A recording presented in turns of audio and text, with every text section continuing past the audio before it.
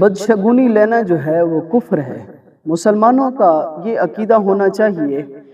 کہ انسان کو جو نفع اور نقصان کا جو مالک ہے وہ اللہ تبارک و تعالی جل جلالہ ہے، اور یہ بھی یاد رکھنا چاہیے کہ کوئی وقت یا انسان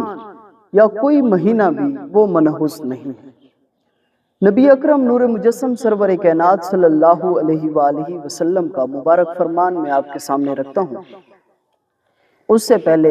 مثال سماعت فرما لیجئے گا۔ کسی راستے کو بدشگونی کا سبب بنا لینا کہ یار میں اس راستے سے گیا تھا تو معاذ اللہ میرا ایکسیڈنٹ ہوا تھا، یا کوئی میرے ساتھ مسئلہ درپیش ہوا تھا،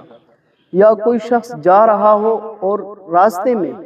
بلی کا گزر ہو جائے اور وہ یہ کہہ دے کہ آپ تو بلی گزر گئی ہے، میرا کام نہیں ہونا،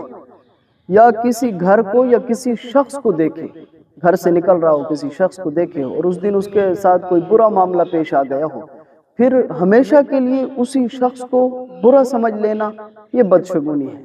اور نبی اکرم نور مجسم سرور کائنات صلی اللہ علیہ وسلم کا مبارک فرمان ہے، کریم نے فرمایا کہ بدشگونی لینا جو ہے وہ شرک ہے، کہ مالک جو ہے وہ تو اللہ تبارک و تعالی جل جلالہ ہے، اور تم نے کسی راستے کو یا کسی بلی کو یا کسی شخص کو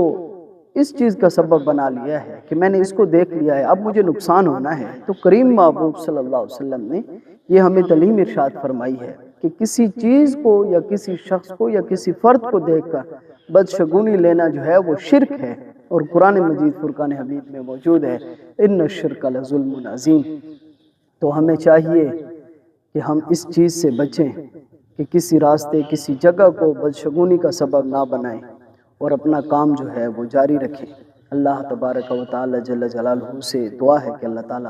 ہمیں بدشگونی سے بچائے اور اللہ تعالیٰ پر توکل کرنے کی صحیح معنوں میں توفیق عطا فرمائے، آمین۔